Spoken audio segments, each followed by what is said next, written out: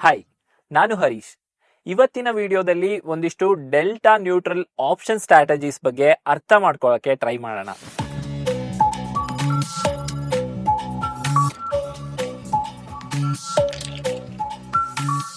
Stock ಯಾವ direction ಅಲ್ಲಿ move ಆಗುತ್ತೆ ಅನ್ನೋದ್ರ ಬಗ್ಗೆ ನಿಮ್ಗೆ ಸರಿಯಾಗಿ ಕ್ಲಾರಿಟಿ ಇಲ್ಲ ಅನ್ನೋ ಸಿಚುಯೇಷನ್ ನ ಇಮ್ಯಾಜಿನ್ ಮಾಡ್ಕೊಳ್ಳಿ.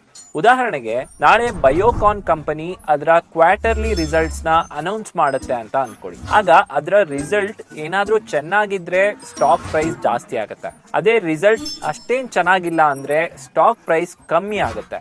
ಸೊ ಸ್ಟಾಕ್ ಪ್ರೈಸ್ ಯಾವ ಡೈರೆಕ್ಷನ್ ಅಲ್ಲಿ ಮೂವ್ ಆಗುತ್ತೆ ಅನ್ನೋ ಡೈರೆಕ್ಷನಲ್ ವಿಸಿಬಿಲಿಟಿ ನಮ್ಗಿಲ್ಲ. ಈಗ ನಮ್ಗೆ ಡೈರೆಕ್ಷನಲ್ ವಿಸಿಬಿಲಿಟಿ ಇಲ್ಲ ಅನ್ನೋ ಮಾತ್ರಕ್ಕೆ ಇಲ್ಲಿ ಟ್ರೇಡ್ ನಡೆಯೋದೇ ಇಲ್ಲ ಅನ್ನೋದು ಸುಳ್ಳು. ಸ್ಟಾಕ್ ಪ್ರೈಸ್ ಮೂವ್ ಆಗೇ ಆಗುತ್ತೆ, ಆದ್ರೆ ಯಾವ ಡೈರೆಕ್ಷನ್ ಅಲ್ಲಿ ಮೂವ್ ಆಗುತ್ತೆ ಅನ್ನೋದು ನಮ್ಗೆ ಗೊತ್ತಿಲ್ಲ ಅಷ್ಟೇ. ಈಗ ನಮ್ಗಿರೋ ಕ್ವೆಶನ್ ಏನಂದ್ರೆ, ನಾವು ಇದನ್ನ ಟ್ರೇಡ್ ಮಾಡ್ಬೋದಾ ಅನ್ನೋದು. ಅಫ್ಕೋರ್ಸ್, ಸ್ಟಾಕ್ ಯಾವ ಡೈರೆಕ್ಷನ್ ಅಲ್ಲಿ ಮೂವ್ ಆಗುತ್ತೆ ಅನ್ನೋದು ನಮ್ಗೆ ಗೊತ್ತಿಲ್ಲದೆ ಇರೋ ಸಿಚುಯೇಷನ್ ಅಲ್ಲೂ ಕೂಡ ಆಪ್ಷನ್ಸ್ ನಿಮ್ಗೆ ಟ್ರೇಡ್ ಮಾಡೋಕೆ ಅಲೋ ಮಾಡುತ್ತೆ.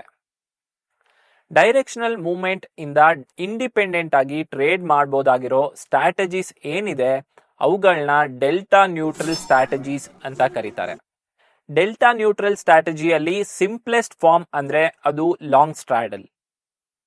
ಈ ವಿಡಿಯೋದಲ್ಲಿ ನಾವು ಲಾಂಗ್ ಸ್ಟ್ರಾಡಲ್ ಬಗ್ಗೆ ಡಿಸ್ಕಸ್ ಮಾಡೋಣ. ಲಾಂಗ್ ಸ್ಟ್ರಾಡಲ್ ಅಲ್ಲಿ ನೀವು ಒಂದು at the money call option ಮತ್ತೆ ಪುಟ್ ಆಪ್ಷನ್ ನ ಬೈ ಮಾಡ್ತೀರಾ. ನೀವು ಬೈ ಮಾಡಿ ಆದ್ಮೇಲೆ ಸ್ಟಾಕ್ ಪ್ರೈಸ್ ಜಾಸ್ತಿ ಆದ್ರೆ ಆಗ ಲಾಂಗ್ ಕಾಲ್ ಅಲ್ಲಿ ಇರೋ ಪೊಸಿಷನ್ ದುಡ್ಡು ಮಾಡೋಕೆ ಶುರು ಮಾಡುತ್ತೆ. ಅದೇ ಏನಾದ್ರೂ ನೀವು ಬೈ ಮಾಡಿದ್ಮೇಲೆ ಸ್ಟಾಕ್ ಪ್ರೈಸ್ ಕಡಿಮೆ ಆಯ್ತು ಅಂದ್ರೆ ಆಗ ಪುಟ್ ಆಪ್ಷನ್ ದುಡ್ಡು ಮಾಡೋಕೆ ಶುರು ಮಾಡುತ್ತೆ. ಇನ್ನೂ ಹೆಚ್ಚು ಡಿಸ್ಕಸ್ ಮಾಡೋಕ್ಕಿಂತ ಮುಂಚೆ ಒಂದು ಸಲ ಡೆಲ್ಟಾಸ್ ಬಗ್ಗೆ ಯೋಚನೆ ಮಾಡಿ. ಇಲ್ಲಿ ನಾವು at the money call option ಮತ್ತೆ at the money put option ನ ಬೈ ಮಾಡ್ತಿದೀವಿ. ಹಾಗಿದ್ರೆ ಇಲ್ಲಿ ಓವರ್ ಆಲ್ ಡೆಲ್ಟಾ ಎಷ್ಟಿರುತ್ತೆ? ಇಲ್ಲಿ ಡೆಲ್ಟಾ ಕ್ಯಾಲ್ಕುಲೇಟ್ ಮಾಡೋದು ತುಂಬಾನೇ ಸಿಂಪಲ್. ಈ ವಿಡಿಯೋ ಸೀರೀಸ್ ಅಲ್ಲಿ ನಾವು ಆಲ್ರೆಡಿ ಡೆಲ್ಟಾ ಬಗ್ಗೆ ಡಿಸ್ಕಸ್ ಮಾಡಿರೋದು ನೆನಪಿದೆ ಅಲ್ವಾ? ಇಲ್ಲಿ at the money call option ನ ಡೆಲ್ಟಾ 0.5 ಇರುತ್ತೆ. ಹಾಗೆ at the money put option ನ ಡೆಲ್ಟಾ -0.5 ಇರುತ್ತೆ. ಸೊ ಪ್ಲಸ್ 0.5 ಮತ್ತೆ -0.5 ನ ಓವರ್ ಆಲ್ ಡೆಲ್ಟಾ 0 ಇರುತ್ತೆ. ಯಾವಾಗೆಲ್ಲ ಓವರ್ ಆಲ್ ಡೆಲ್ಟಾ 0 ಇರುತ್ತೋ ಆ ತರದ ಪೊಸಿಷನ್ಸ್ ನ ಡೆಲ್ಟಾ ನ್ಯೂಟ್ರಲ್ ಅಂತ ಕರೀತಾರೆ. ಈಗ ನನ್ನ ಸೆನ್ಸಿಬಲ್ ಅಕೌಂಟ್ಗೆ ಹೋಗಿ ಲಾಂಗ್ ಸ್ಟ್ರಾಡಲ್ ನ ಹೇಗೆ ಸೆಟಪ್ ಮಾಡಬೇಕು ಅನ್ನೋದನ್ನ ಡೆಮಾನ್ಸ್ಟ್ರೇಟ್ ಮಾಡಿ ನೋಡೋಣ. ಅಕೌಂಟ್ಗೆ ಲಾಗಿನ್ ಮಾಡಿದ್ಮೇಲೆ ಸ್ಟ್ರಾಟಜಿ ವಿಜಾರ್ಡ್ಗೆ ವಾಪಸ್ ಹೋಗೋಣ. ಆಮೇಲೆ ಬಿಲ್ಡ್ ಅ ನ್ಯೂ ಕಸ್ಟಮ್ ಸ್ಟ್ರಾಟಜಿನ ಕ್ಲಿಕ್ ಮಾಡಬೇಕು. ನಾನೀಗ 55,446ರಲ್ಲಿ ಟ್ರೇಡ್ ಆಗ್ತಿರೋ ಬ್ಯಾಂಕ್ ನಿಫ್ಟಿನ ಚೂಸ್ ಮಾಡ್ತೀನಿ. 55,446ಕ್ಕೆ ಕ್ಲೋಸೆಸ್ಟ್ ಇರೋ ಸ್ಟ್ರೈಕ್ ಏನಿದೆ ಅದು ಅಟ್ ದ ಮನಿ ಆಪ್ಷನ್ ಆಗುತ್ತೆ. ಲಾಂಗ್ ಸ್ಟ್ರಾಡಲ್ ನ ಸೆಟಪ್ ಮಾಡುವಾಗ ನೆನಪಲ್ಲಿ ಇಟ್ಕೋಬೇಕಾಗಿರೋ ವಿಷಯ ಏನಂದ್ರೆ, ನೀವು ಸೇಮ್ ಅಂಡರ್ಲೈನ್ ಮತ್ತೆ ಸೇಮ್ ಎಕ್ಸ್ಪೈರಿ ಜೊತೆ ಡೀಲ್ ಮಾಡ್ತಾ ಇರ್ತೀರಾ. ಮತ್ತೆ ನೀವೇನಾದ್ರೂ ಲಾಂಗ್ ಆಪ್ಷನ್ದು ಒಂದು ಲಾಟ್ ನ ಬೈ ಮಾಡಿದ್ರೆ ನೀವು ಪುಟ್ ಆಪ್ಷನ್ ನ ಒಂದೇ ಲಾಟ್ ನ ಬೈ ಮಾಡಬೇಕು. ಇದನ್ನ ನೀವು ಮಿಕ್ಸ್ಡ್ ರೇಷಿಯೋ ಅಲ್ಲಿ ಮಾಡೋ ಹಾಗಿಲ್ಲ. ಅಂದ್ರೆ ಕಾಲ್ ಆಪ್ಷನ್ ನ ಒಂದು ಲಾಟ್ ನ ಬೈ ಮಾಡಿ ಪುಟ್ ಆಪ್ಷನ್ ನ 2 ಲಾಟ್ ಬೈ ಮಾಡೋ ಹಾಗಿಲ್ಲ. ಸೊ ಈಗ ಲಾಂಗ್ ಸ್ಟ್ರಾಡಲ್ ಸೆಟಪ್ ಮಾಡೋದಕ್ಕೆ ನಾನು 55,400ರ ಕಾಲ್ ಆಪ್ಷನ್ ಮತ್ತೆ 55,400ರ ಪುಟ್ ಆಪ್ಷನ್ ನ ಬೈ ಮಾಡ್ತೀನಿ. ಇಲ್ಲಿ ನಾನು ಕಂಬೈನ್ಡ್ ಪ್ರೀಮಿಯಂ ಪೇ ಮಾಡಬೇಕಾಗತ್ತೆ. 55,400 ಕಾಲ್ ಆಪ್ಷನ್ ಏನಿದೆ ಅದು 955ರಲ್ಲಿ ಟ್ರೇಡ್ ಆಗ್ತಿದೆ. ಹಾಗೆ 55,400 ಪುಟ್ ಆಪ್ಷನ್ 686 ರೂಪಾಯಲ್ಲಿ ಟ್ರೇಡ್ ಆಗ್ತಿದೆ. ಹಾಗಾಗಿ ನಾನು ಎರಡನ್ನೂ ಸೇರಿಸಿ 1,641 ರೂಪಾಯಿ ಕಂಬೈನ್ಡ್ ಪ್ರೀಮಿಯಂ ಪೇ ಮಾಡಬೇಕಾಗತ್ತೆ. ಇಲ್ಲಿ ನೀವು ಕಂಬೈನ್ ಸ್ಟ್ರಾಟಜಿಯ ಪೇ ಆಫ್ ಡಯಾಗ್ರಾಮ್ ಅಬ್ಸರ್ವ್ ಮಾಡಿದ್ರೆ ನಮ್ಗೆ ವಿ ಶೇಪ್ ಅಲ್ಲಿ ಇರುವಂತ ಗ್ರಾಫ್ ಸಿಗುತ್ತೆ. ಈ ಚಾರ್ಟ್ ನಮ್ಗೆ ಏನ್ ಹೇಳುತ್ತೆ ಅಂದ್ರೆ, ಸ್ಟಾಕ್ ಪ್ರೈಸ್ ಹೇಗೆ ಮೂವ್ ಆಗ್ಲಿ, ಅಂದ್ರೆ ಸ್ಟಾಕ್ ಪ್ರೈಸ್ ಅಪ್ವರ್ಡ್ ಮೂವ್ ಆಗ್ಲಿ ಅಥವಾ ಡೌನ್ವರ್ಡ್ ಮೂವ್ ಆಗ್ಲಿ, ನನ್ನ ಆಪ್ಷನ್ ಪೊಸಿಷನ್ ಯಾವಾಗ್ಲೂ ದುಡ್ಡು ಮಾಡುತ್ತೆ. ಆದ್ರೆ ಮಾರ್ಕೆಟ್ ಏನಾದ್ರೂ ಇದ್ದಲ್ಲೇ ಇದ್ರೆ ಆಗ ಕಾಲ್ ಮತ್ತೆ ಪುಟ್ ಆಪ್ಷನ್ ಎರಡು ವರ್ತ್ಲೆಸ್ ಆಗಿ ಎಕ್ಸ್ಪೈರ್ ಆಗುತ್ತೆ. ಆಗ ನಾನು ಪೇ ಮಾಡಿರೋ ಅಷ್ಟು ಪ್ರೀಮಿಯಂನ ಕಳ್ಕೊತೀನಿ. ನೀವು ಬೈ ಮಾಡ್ತಿರೋ ಲಾಂಗ್ ಸ್ಟ್ರಾಡಲ್ ತುಂಬಾ ಅಟ್ರಾಕ್ಟಿವ್ ಅಂತ ನಿಮ್ಗೆ ಅನ್ಸ್ಬೋದು. ಆದ್ರೆ ಇದರಲ್ಲಿ ನೀವು ತಿಳ್ಕೊಳ್ಳೇಬೇಕಾದ ಒಂದಿಷ್ಟು ವಿಷಯಗಳಿದಾವೆ.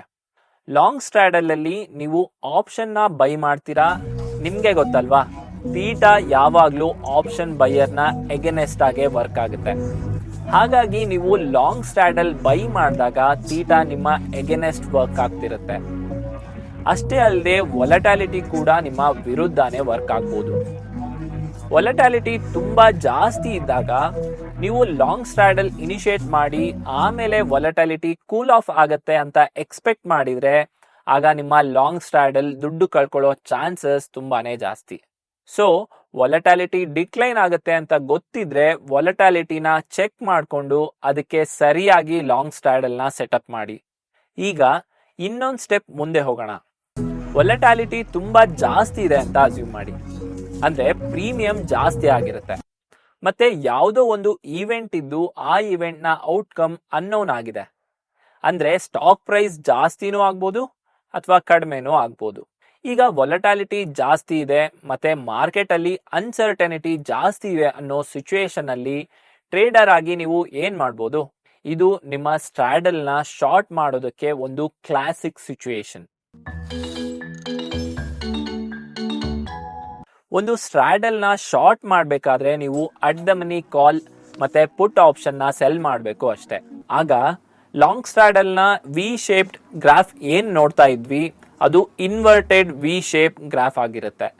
ಈಗ ಎಂಟೈರ್ ರಿಸ್ಕ್ ಪ್ರೊಫೈಲ್ ಚೇಂಜ್ ಆಗುತ್ತೆ. ಇಲ್ಲಿ ಲಾಂಗ್ ಸ್ಟ್ರಾಡಲ್ ತರ ಸ್ಟಾಕ್ ಪ್ರೈಸ್ ಮೂವ್ ಆಗೋದು ಬೇಡ. ಇಲ್ಲಿ ನಿಮ್ಗೆ ಸ್ಟಾಕ್ ಪ್ರೈಸಸ್ ಸರ್ಟೈನ್ ರೇಂಜ್ ಅಲ್ಲಿ ಇದ್ರೆ ಸಾಕು. ಆದ್ರೆ ನಿಮ್ಗೆ ವೊಲಟಾಲಿಟಿ ಕೂಲ್ ಆಫ್ ಆದ್ರೆ ಸಾಕು. ಯಾಕಂದ್ರೆ ವೊಲಟಾಲಿಟಿ ಕೂಲ್ ಆಫ್ ಆದ್ರೆ ಪ್ರೀಮಿಯಂ ಕಡಿಮೆ ಆಗುತ್ತೆ. ಆಗ ಎಂಟೈರ್ ಪ್ರೀಮಿಯಂ ನಿಮ್ಮ ಪಾಕೆಟ್ ಸೇರುತ್ತೆ. ಸೊ ಒಂದು ಸ್ಟಾಕ್ ಯಾವ ಡೈರೆಕ್ಷನ್ ಅಲ್ಲಿ ಮೂವ್ ಆಗುತ್ತೆ ಅನ್ನೋದು ಗೊತ್ತಿಲ್ಲದೆ ಹೋದಾಗ ಯೂಸ್ ಮಾಡಬಹುದಾಗಿರೋ ಒಂದಿಷ್ಟು ಸ್ಟ್ರಾಟಜೀಸ್ ಇವು. ಅಫ್ಕೋರ್ಸ್ ಇನ್ನೂ ಒಂದಿಷ್ಟು ಡೈರೆಕ್ಷನ್ ನ್ಯೂಟ್ರಲ್ ಸ್ಟ್ರಾಟಜೀಸ್ ಇದಾವೆ. ಉದಾಹರಣೆಗೆ iron condor, iron butterfly, long and short triangles. ಇವೆಲ್ಲ ಸ್ಟ್ರಾಟಜೀಸ್ನ ನಾವು ವಾರ್ಸಿಟಿಲಿ ಎಕ್ಸ್ಕ್ಲೂಸಿವ್ ಆಗಿ ಡಿಸ್ಕಸ್ ಮಾಡಿದೀವಿ. ನೀವು ಒಂದ್ಸಲ ಅದನ್ನ ಓದೋದಕ್ಕೆ ನಾನು ನಿಮ್ಗೆ ರೆಕಮೆಂಡ್ ಮಾಡ್ತೀನಿ.